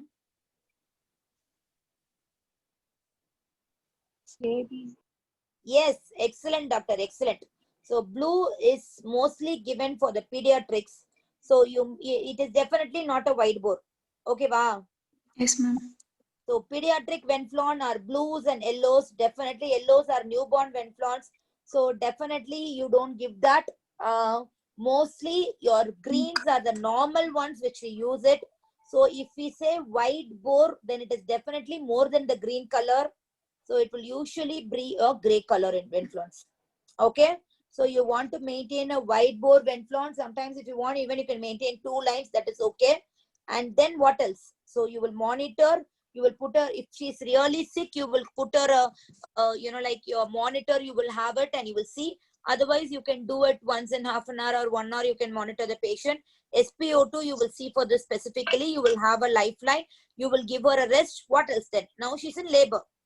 Yes, ma'am. Within half an hour of onset of labor, we have to give chemoprophylaxis for infective endocarditis. Okay. So for your level, if it is heart disease, if you say infective endocarditis for all, you're not wrong. Okay.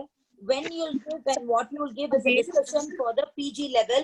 So even if you don't know about it, fine. Okay. It is not on that. Okay. You know, Yes, ma'am. The patient with unrepaired congenital disease or the patient with repaired congenital disease within 6 months, repaired congenital heart disease with residual defect, or if the patient has a previous history of infective endocarditis, if the patient is on prosthetic cardiac valve, or if the patient has undergone cardiac transplantation and now she has developed valvulopathy. These are indications for it.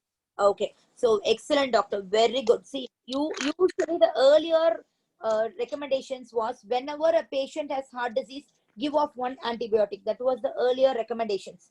Nowadays we have specific indication. We don't give for everybody. Okay.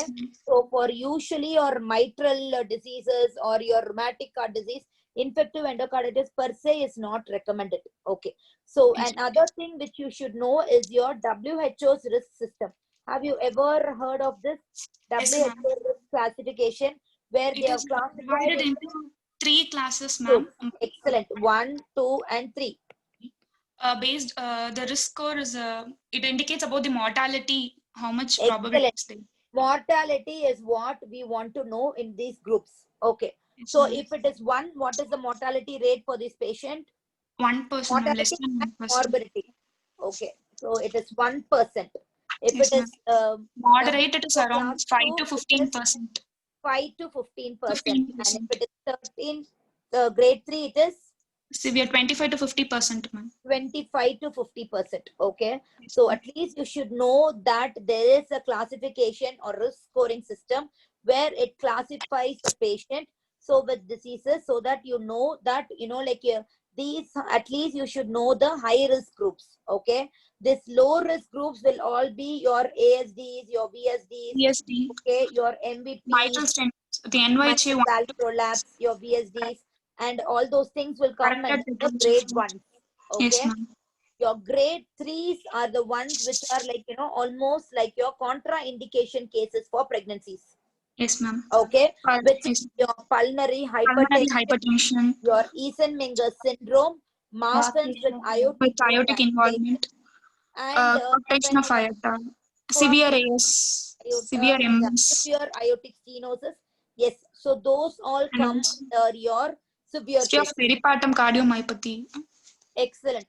So maybe we'll discuss a little about peripartum cardiomyopathy because it's a very important thing to know.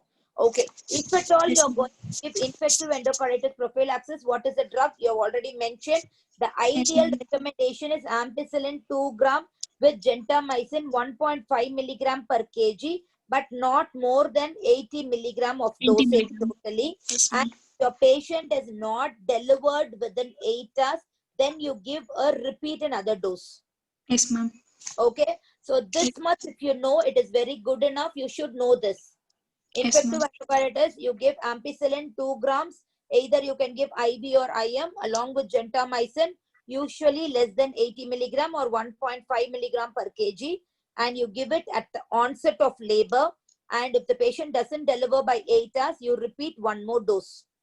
Okay, Yes, ma'am. fine. So what is the drawback of your NYHA classification? Ma'am, NOHA, it speaks only about the symptoms, ma'am, and it does not indicate the underlying pathology, the lesions. Very good. That is, your NYHA says whether your patient is having any symptoms. 1, 2 is limitations.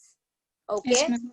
And another thing is a patient can be a stage 1 disease or a class 1 disease in your first trimester, and then she can progress to a class 3 disease in your third trimester. Yes, ma'am. Okay, so it is not a particular disease, so there is no anatomical or structural classification involved. Yes, And ma'am. your previous cardiac events are not involved. For example, a patient has had a previous cardiac failure. It does not classify, and now she's asymptomatic. So accordingly, your NYHA classifies them as class 1. Yes, ma'am. But the previous cardiac failure patient is a very high risk patient. High risk patient. Okay, so that is not defined by your NYHA. So 2 things it doesn't define. 1 is what structural event it has. For example, a patient who has a coarctation of aorta or even say something like TOF unrepaired, Yes, but ma'am. she's asymptomatic. That patient will be class 1 still. Yes, Okay, ma'am. but she is a high risk patient. So that Yes, is ma'am. the drawback. 1, your structural classification is not there. And the second Previous one is system. that your previous events are not mentioned. So there Yes, is ma'am. one more classification which people Carpet- use. Excellent, doctor. Carpet classification. So what is that? It is a Canadian-based classification system, ma'am, and it has 4 components. Yes. The first component is NOHA grade 2 or more or cyanosis. Okay, so it is NYHA class 2 or more, or if you cyanosis. Yes, okay. ma'am. The second one is prior episode of congestive cardiac So, failure. Yes, events is the Previous second. events. So Yes, that ma'am. will be either she could have had congestive cardiac failure, or she could have had a transient ischemic attack, or Yes, a ma'am. MI, Arrhythmias. thromboembolic events. Yes, ma'am. Okay, or arrhythmias. Yes. Arrhythmias. So all these are involved in the previous events. The Yes, other ma'am. one, third one is your Left heart obstruction. obstructive lesions. Lesions. Okay, so it involves your mitral valve and aortic valve. Yes, Very good. So valve area of mitral less than valve 2 centimeter. office Of less than 2 centimeter. very good. And aortic valve less than 1.5 centimeter. Very good. Okay. And The fourth component is reduced left ventricular function with ejection fraction of less than 40%. ejection fraction of less than 40%. 40%. So the easy way to remember this is a no criteria, that is NYHA or cyanosis, obstructive lesions, previous cardiac event, and your ejection fraction. So this is a CARPREG based, and they give a scoring system of 1 for Score each 0, event. 1 and more than or equal So to 2. score 0, 1 or 2. And 2. Okay, so score 0 is means No event. you don't have any of these events. Yes, ma'am. Okay, still the mortality rate will be what? 5%. 5%. Excellent. It will be up to 5%. So without anything also a cardiac patient can die in up to 5% of the patients. Okay. If one of these events is there, then the this one 25%. 27%. 25%. around we'll remember it as 25%, or even you can keep it as sorry. Can you, I mean, like, you can all hear me because somebody has told me my voice is breaking. Sorry. No, ma'am. Your voice is clear. Okay, can you? Sorry. Okay. So the grade 3, the second one is the mortality or your severe problem is going to be there in up to 50 to 75%. Yes, Okay. ma'am. Yes, ma'am. So this one you can, like, I mean, if you remember, it is good, but at least you should know the disadvantage of NYHA classification, and that disadvantage has been improvised in your CARPREC. Okay. If this Yes, ma'am. much, if you know, it's good enough. Am I clear, or if anyone wants me to repeat this?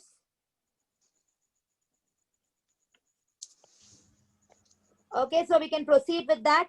Okay. Yes, ma'am. So whenever you have a cardiac case, the most thing which they are going to ask is effect of pregnancy on the heart lesion and effect of cardiac disease on pregnancy. A very, very favorite question for most of the examiners.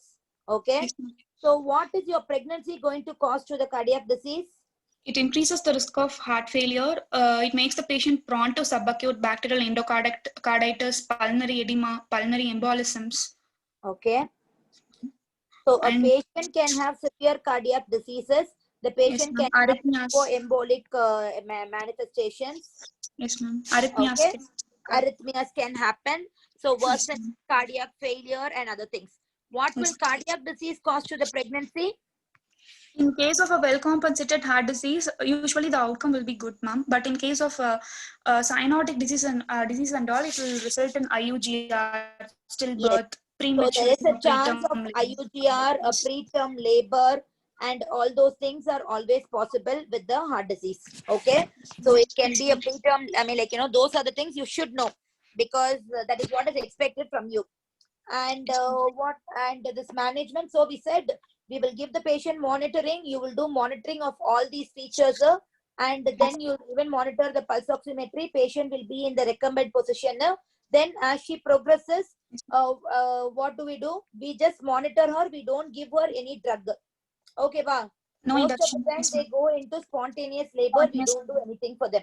Okay. yes, ma'am. So what else do we do after that? Now, like, the patient is progressed very well. Say she's around 4 centimeters, 5 centimeters, and she's in pain and she's screaming.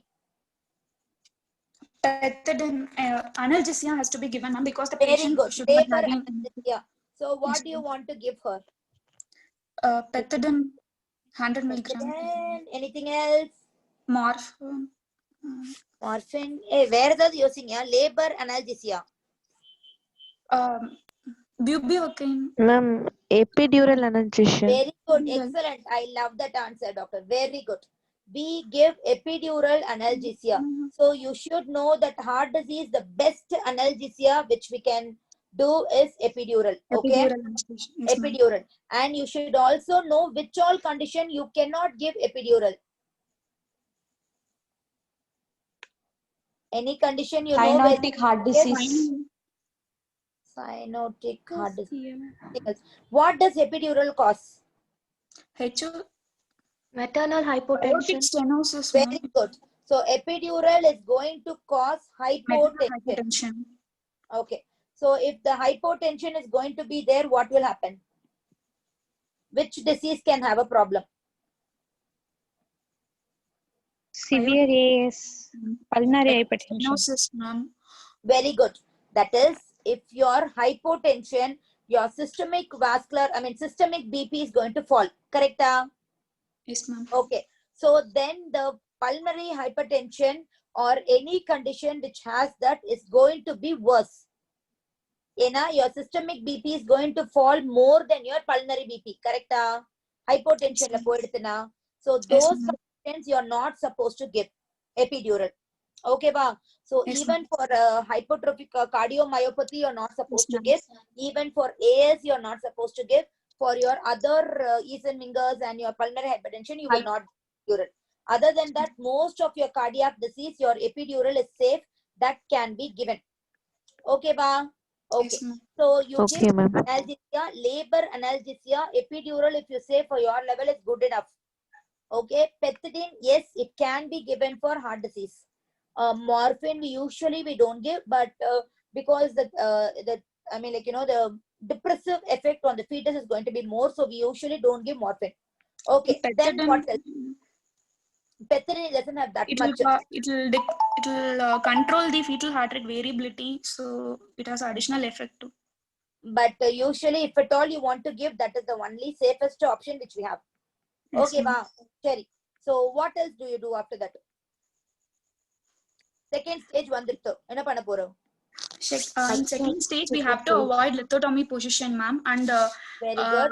as much as possible, we have to cut short the second stage of labor by using outlet forceps.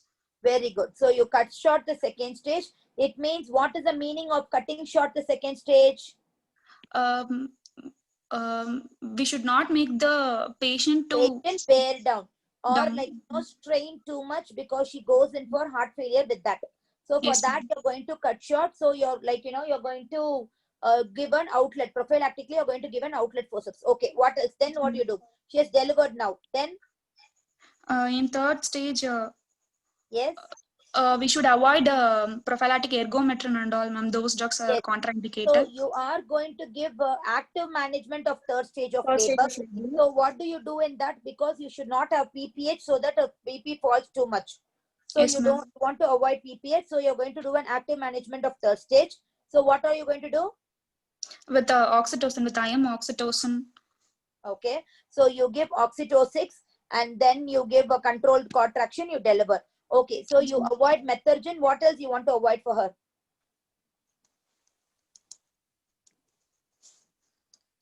Fluids. Yes. So you don't want to, if at all you're going to give Synto, you give it in double concentration and less amount of fluid, so that you don't overload the patient with fluid. So Yes, you ma'am. restrict the amount of fluid, you don't give any fluid for her. So avoid any fluid giving to the patient with heart disease. Okay, so you avoid this one bleeding as well as that. Okay, so after she's delivered, what are the advice you want to give her? She should Contraception, excellent. So what are you going to tell her about contraception? barrier methods, ma'am. Barrier methods of Barrier methods, usually we don't say. Why? High failure rate. Failure rate. Excellent, doctor. Excellent.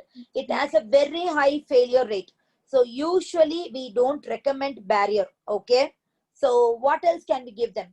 What are all the safe options she has? For your level, if you say IUCD, there is a chance of infections, we agree. But Yes, you ma'am. can still say I give IUCD because the chance of infection is very, very less. We have Yes, not ma'am. seen much of infection, and that is a subject of argument. Okay, Yes, what ma'am. else? Usually your progesterons are safe. So Yes, ma'am. either Progesterone OCP. progesterone only pills, pills. or even your depot, it is okay, but sometimes there may be still an argument. So for your level, you can just say progesterone only pills, good enough. We Yes, don't ma'am. give oral contraceptive pills. Why? Risk of Because they thromboembolism. increase the risk There of is a very thromboembolism. risk of thromboembolism, so you don't give that. Okay. So and then what else should you know? When will you do a cardiac surgery? What is the indication to do a cardiac surgery in pregnancy? The best time to do a cardiac surgery during pregnancy is second trimester, ma'am. Yes. Usually after 14 weeks, ideal time is between 16 to 18 weeks. Okay. So Indications include in case of repeated failures, in case of failure to respond to medical line management, and in case most of of the time it arrhythmias is a where there is severe MS. Okay, a severe MS where you do a balloon dilatation, balloon and that is usually done with the radiographic guidance. So you don't want your fetus to get exposed in the first trimester. So that is the reason you don't do it in the first trimester. Okay. Yes, And so that's why we wait for the second trimester and then we go that. Okay. So, I mean, like, should you give a normal delivery, or is it that you should go for cesarean session? No, ma'am. Normal delivery is the choice, ma'am. Good choice, ma'am. Okay. Only So, which are the heart disease where you want to do a cesarean session? coarctation of aorta, Yes. Coarctation of aorta, as well as aortic with aneurysms, Marfan syndrome. aortic involvement, where the chances of dissection is very high with the patient's training. Yes, Okay. ma'am. So that is there. And how often do you want to call the patient for a visit? In antenatal visits every fortnightly until 30 weeks, ma'am. After 30 weeks, Okay. every week until term. Yeah, In- that is what is the recommendation is. Okay. So there are certain things, I think I've told you everything. And there is a few things which you should know about peripartum cardiomyopathy. Yes, ma'am. Okay. What is peripartum cardiomyopathy? The cardiomyopathy which occurs in the last month of pregnancy or within 5 months of delivery in the absence of any other causes of failure. Okay. So fine. So you should know that because it can happen to any patient. These are patients who don't have a risk factor. Okay. And suddenly it can happen to any patient. And after that, like, and it is very, very fatal. Okay. And the patient can die. So you should always know that. Okay. And you should also have an idea about your thromboprophylaxis in cardiac disease. Which are all the patients who really need a thromboprophylaxis? The patients, for example, in MS, if a patient is in atrial fibrillation, then Excellent. You have atrial fibrillation, the chances of having a thromboembolism is very, very high. That small emboli can always travel, so that you should give. Okay. What other disease should you give a thromboprophylaxis? artificial valves. Yes. So what do you know about artificial valves? What are the two types of artificial valves you know? Bioprosthetic valves Bioprosthetic valve, excellent. and What is the other mechanical one? valves. Sorry? Mechanical valves. Yes. Mechanical valves. So what is the difference between these two? Why should we know these two? In bioprosthetic valves, the risk of thromboembolism is less, ma'am. Okay. Whereas in case of mechanical valves, it is more. But in terms of longevity, like for the long-term usage, mechanical will be better. Very good. So it means your bioprosthetic valve, it has low complication rates. Okay. Yes, But ma'am. the wear and tear is not very good. It Yes, means ma'am. you have to change the valve maybe earlier than your mechanical prosthetic valve. Yes, Okay. ma'am. So if you go for your mechanical valve, the chances that it is going to stay back with the patient for quite some long time. But the disadvantage is that you need the other complications are there. Okay. So what are all the medications which is given for thromboprophylaxis? Warfarin and heparin are the Excellent. most Warfarin commonly and used drugs. heparin. Yes, ma'am. Okay. So warfarin, what do you know about warfarin? So how do we do the warfarin and heparin? What time we ask the patient to take Yes, warfarin? ma'am. What period of gestation you change it to heparin? As the warfarin is a teratogenic agent, it is better Yes. to avoid warfarin until 12 weeks of gestation, ma'am, where heparin is given. Okay. So initial and- part of the period where you don't want warfarin embryopathy, you give the patient, you put the patient on heparin, and Yes, then ma'am. between your 12 and 36 weeks, 36 you weeks. again change it to warfarin. And once they become near term around 36 weeks, you change them back to heparin. Why should we do all these dramas? Ma'am, Why continue warfarin throughout till the delivery? ma'am, basically heparin is an injectable agent. Yes. So it is So you difficult don't for the want patient the patient to take injections for quite long time. So it will be a less compliance patient will be there. And if it is a low molecular weight heparin, it is going to be expensive. costly. So it Yes, both ways costly. So you want to shift over to warfarin. If it is a very high risk patient, you don't even cut down on warfarin. Warfarin is a better thromboembolic agent. Okay. potent agent. Yes, ma'am. Yes. So only for embryopathy, we shift to this. And Yes, ma'am. how is the reversibility for warfarin and heparin? Ma'am, in case of warfarin, it is a long-acting agent, ma'am. So there will Yes. be some residual effects. But in heparin, Yes. once we So withdraw once immediately, the you effect give will be given. warfarin, and with the warfarin, if your patient is going into labor, there is a very high chance of that patient bleeding and having a PPH. Yes, ma'am. It is an Okay, emergency so that indication is the phase. reason we turn the, like, you know, we convert this warfarin to heparin after 36 weeks. Okay, Yes, ma'am. so about heparin, what are the two types of heparin we have?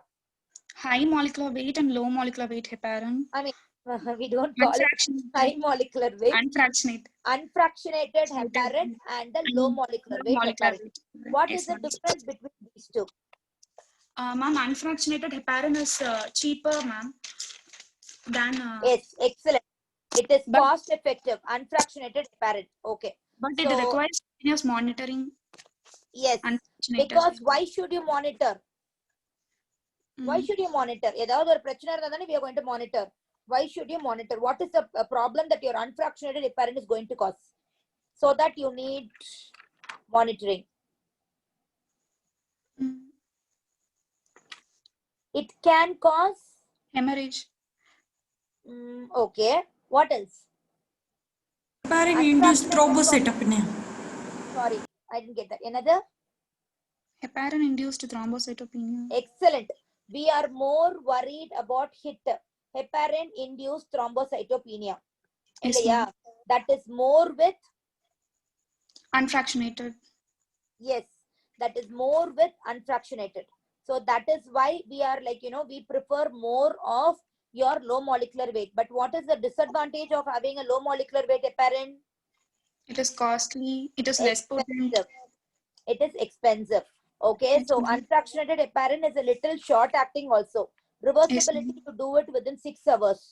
Yes, ma'am. Okay, but for low molecular weight, it takes around 12 hours. 12 Does hours. it affect the baby? Both the heparins? No, ma'am, it will not cross the placenta. It will not affect the baby. Excellent. Both of them, they have a very high molecular weight. So they don't cross the placenta. So both the heparin is safe. So once they don't cross the placenta, they are safe. Correct? So now you not come and say that it is going to cause anything to the baby. Okay? So you should know something about heparin definitely. And nowadays, we recommend thromboprophylaxis for most patients. Okay? Whether they are heart disease or not. Because pregnancy itself is a condition where you get thrombosis. Sorry? Hypercoagulable state. Hypercoagulable state. Excellent. So for all pregnant women, especially during COVID, and the mortality is very high because of this thromboembolic events. So we give thromboprophylaxis for most of our patients. So you should know at least what are these two drugs, unfractionated na enna, low molecular weight na enna abdina. So how will you monitor if a patient is on heparin? How will you monitor?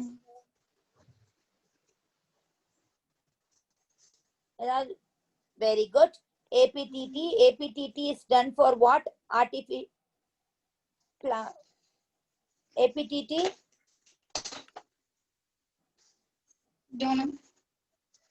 Sorry.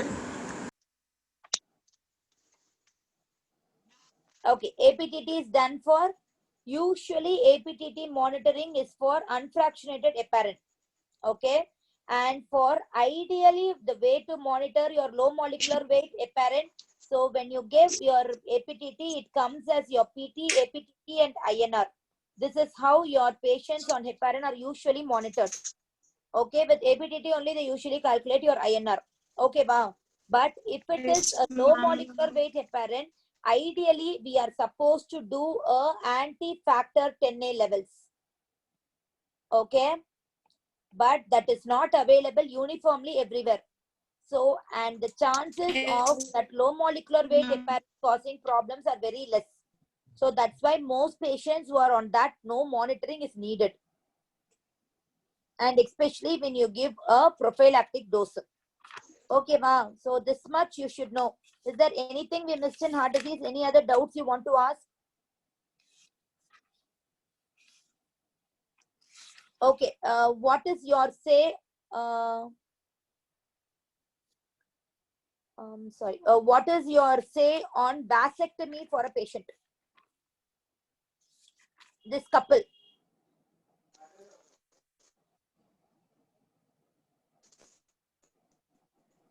vasectomy யாருக்கு பண்ணுவோம்? Males, ma'am. Yes.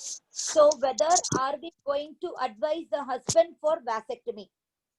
So what do you say? What is the comment for that?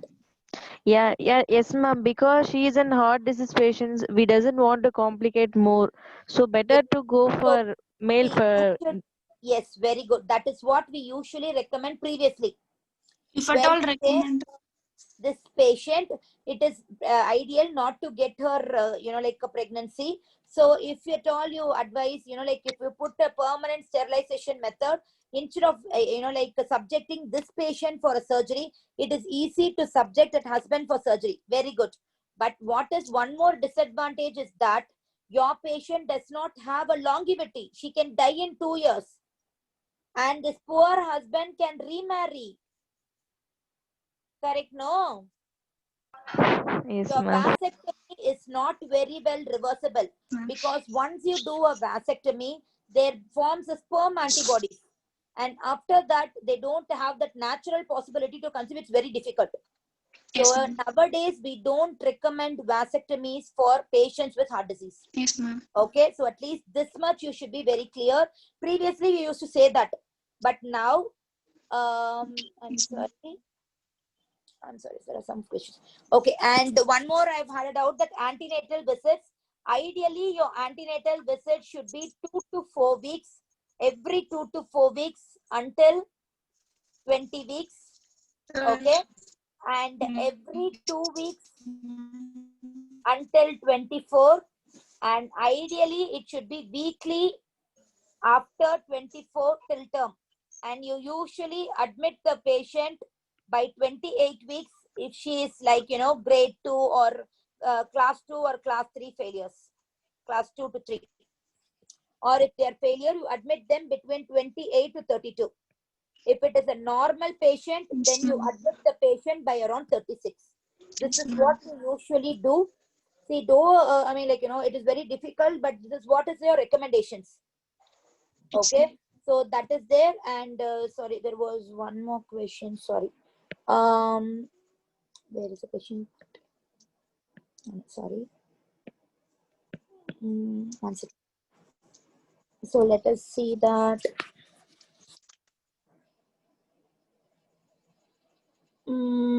Patient with rheumatic heart disease, mild MR, AR, according to the WHO classes, they are class 1. Actually, your mild MR and mild AR, they usually do well. Okay, so what do we say in pregnancy about stenotic lesions and regurgitation lesions? Yes. Which lesion is better? Which do well? Regurgitation lesions do well. Even And they improve in pregnancy, ma'am. yes, regurgitation lesion patients, they even Yes. improve or they really do well. Stenotic And lesions, they get. stenotic lesions, they deteriorate. So if the patient is having MR and AR, usually they'll not be very much symptomatic. So Yes, they ma'am. usually they do well. Okay. Okay, So, and about the scans and FGR, maybe we'll talk on a separate topic about IUGR. Let us not combine that and confuse you. Okay. So if there is anything else you want to ask me, is there any doubts which you don't understand, anything? And some things which I have not discussed, which you should know, is all about your infective endocarditis. What are all the signs, and how are you going to treat all those things? Those are important. How we are going to classify your IE and all those things are important. You should know that, because since you are an undergraduate, you are like fresh from medicine, you may be asked those questions. And about rheumatic heart disease, what are the major, what are the minor criteria? Definitely you should know all those things. Okay. And sorry, anything else you have missed out? Anything? Okay.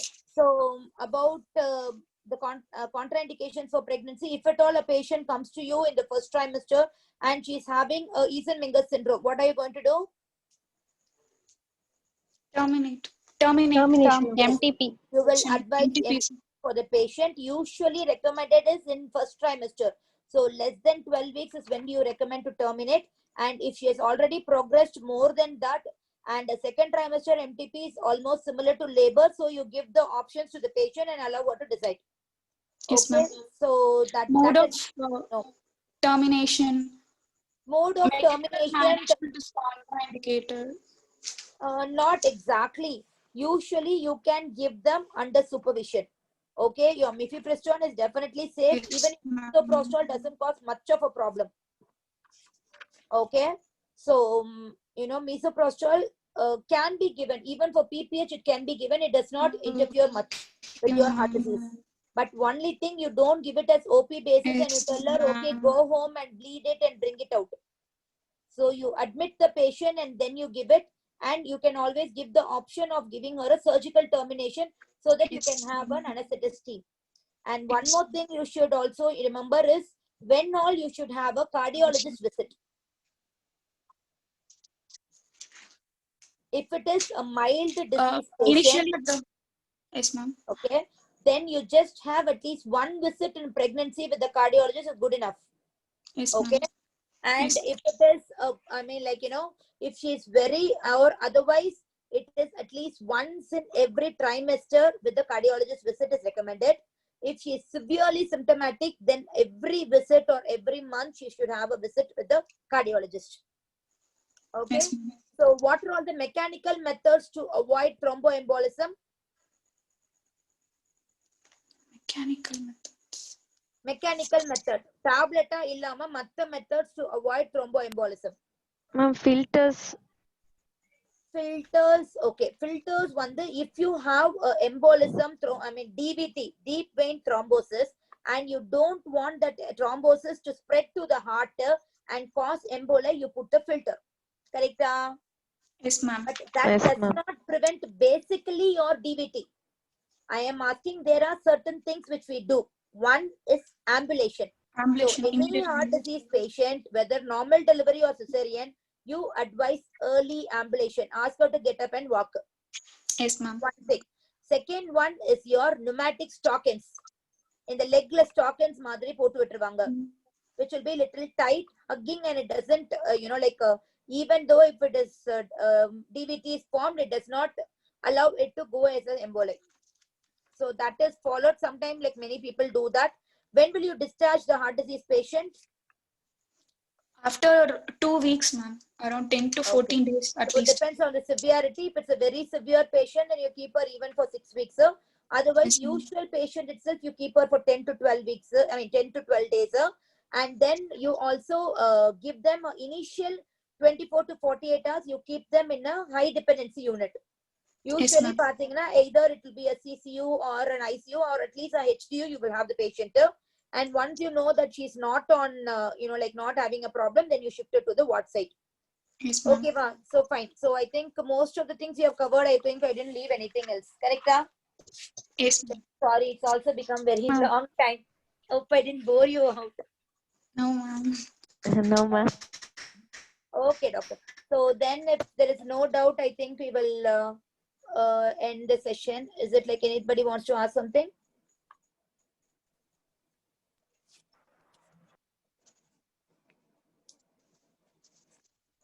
No, ma'am.